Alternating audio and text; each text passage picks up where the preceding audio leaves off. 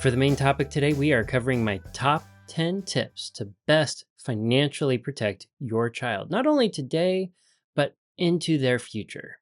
These are going to be broken up into two general categories: things that you can do for yourself, and then things that you can do specifically for your children. In other words, we're going to be talking about the things that you can do to put your own oxygen mask on that helps your children before you actually help put their mask on in an airplane. With that, my first tip is to have an emergency fund for you. See, if you do not have an emergency fund and you don't have something between you and an emergency throwing your whole financial plan off right now, it could be a detriment to the child. They're going to see you stressing out more. And if there's a financial emergency that involves them, say a broken arm and you have to rush them to the ER, it's going to be less stress on you and better for them if you have that emergency fund in place, because you're not going to be worried about the money. You're going to be worried about them. You're going to be present with them. And that is going to make a difference. Tip number 2, make sure that you have appropriate insurance in place and that you update your own insurance when you have children.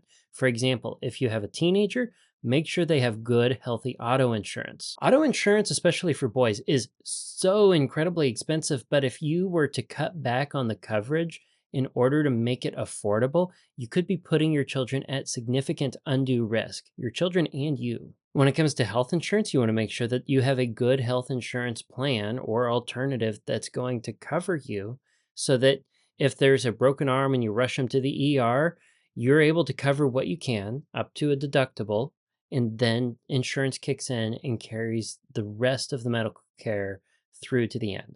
Additionally, if you have homeowners insurance or renters insurance that requires that you update how many people are living in the house, you're going to want to reach out to them when you have a child, or if you haven't updated it in a while, you might take a peek at it. Make sure that the liability on this insurance is appropriate for raising a family. And before we move on to tip number 3, there are going to be plenty of sales pitches for insurance products targeted at you and your children that you do not need. I did a whole episode focused on whole life insurance that's targeted for children, policies you can take out on your child. And I started by really leaning into the Gerber whole life policies that are out there with the TV ads, and I expanded to the topic in general. If you've ever thought about whole life insurance for your child, please go check out that episode, and I'm going to encourage you not to do anything until you do. And if you don't check out that episode, just know that life insurance is to protect income, replace someone's income if they pass away.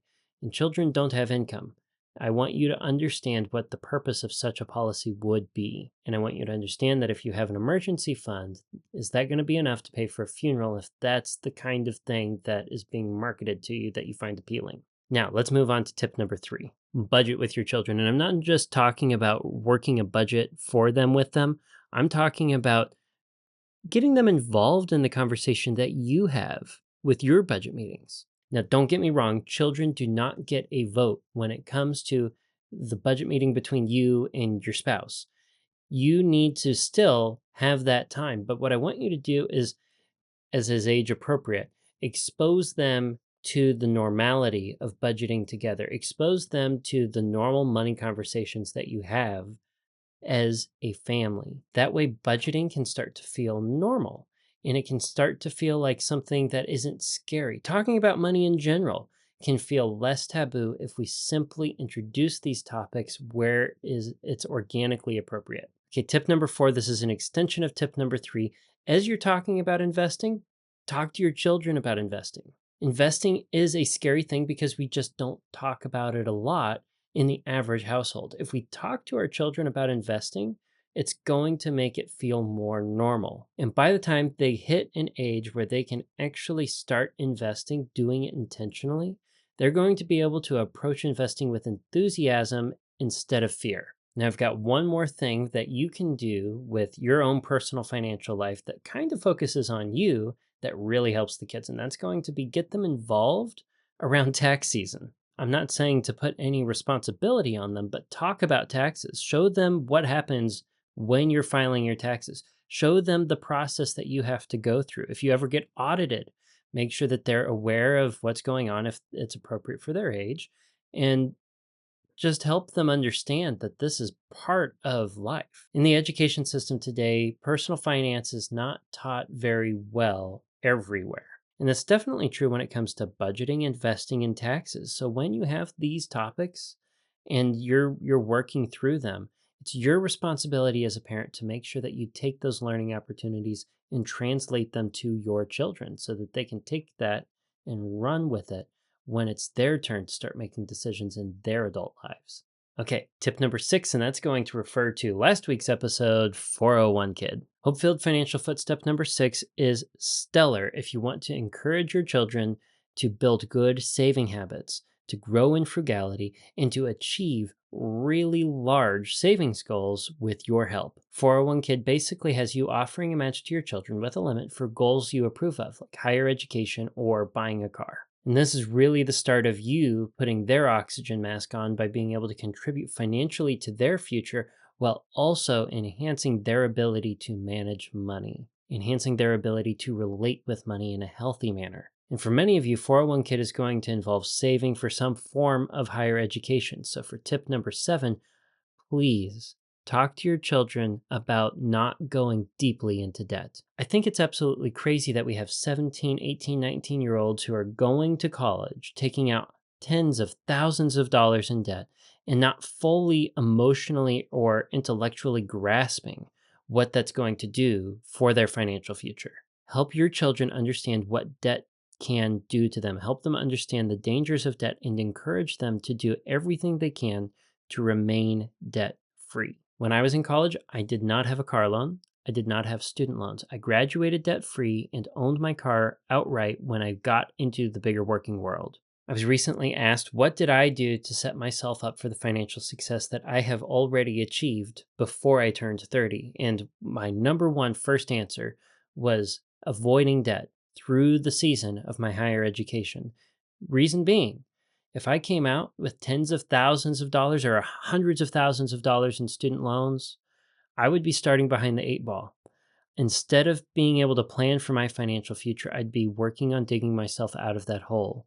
And it was so much easier to build wealth intentionally without having to get out of debt first. I'm going to cover how I made it through college debt-free in a future episode, so subscribe if you don't want to miss it. Okay, number 8 is one of my favorite topics when it comes to protecting your children.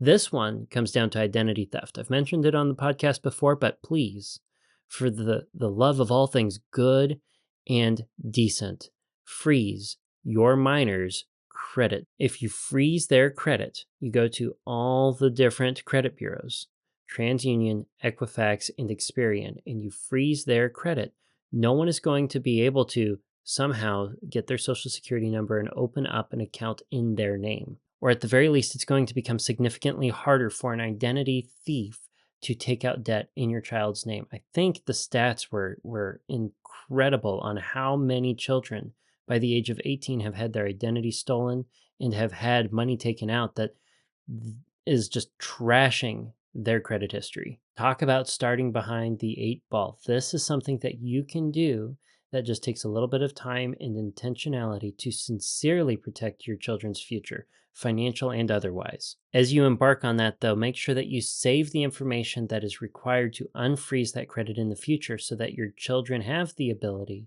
when they're of age, to do so, to unfreeze their credit when it's appropriate. I kind of like the idea of having a little handoff box, which has all of their sensitive documents and financial information that you can pass to them, which reminds me, tip number 9 is going to be have a will. And you're going to want to, as soon as it's appropriate for your children to know about the will, have them understand what's in it. They don't necessarily need to know how much they would inherit if something horrible would happen to you, but it's important that they know what the will says and where it lives.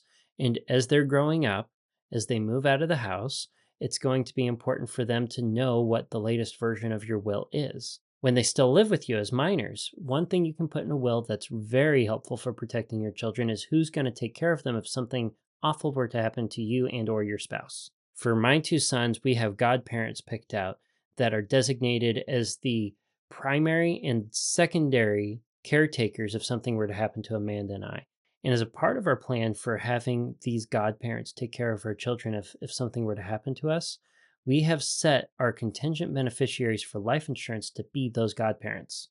That way, the money that was tied to our life insurance, since we're not needing to replace each other's incomes if we're both gone, can go to raising the children. I don't want raising our children to be a financial burden on the caretakers that are listed in our will. So it only makes sense to make sure that they are taken care of and they don't see the responsibility of our children as a financial burden. They see it as an honor. Finally, let's move on to tip number 10. I've also recorded an episode about this before, and that's going to be don't support your adult children forever. We want to raise our children to be good, strong, independent adults. And this involves easing them into that independence over time and not financially supporting them through all of life. It might be easier, especially if you can afford financially supporting them, but what it does is it gives them a handicap. It gives them a handicap of dependence. And that dependence can become toxic. It can teach an opposite lesson. Yeah, I've mentioned it in the story. I really want to do anything and everything I can to help my children not suffer, but that's not always going to be the best thing for them, because hurt and suffering can help temper them into strong, independent adults as is appropriate for them. There's some harm that I, as a parent, am definitely responsible for cutting in and protecting them from, but I can't shield them from everything in life. They can't be innocent children forever. They have to grow up. And giving them the opportunity to be independent adults is noble and it's respectable. It's not cruel to set a timeline for when they are to move out and when they are to engage with their adult lives separate from your support.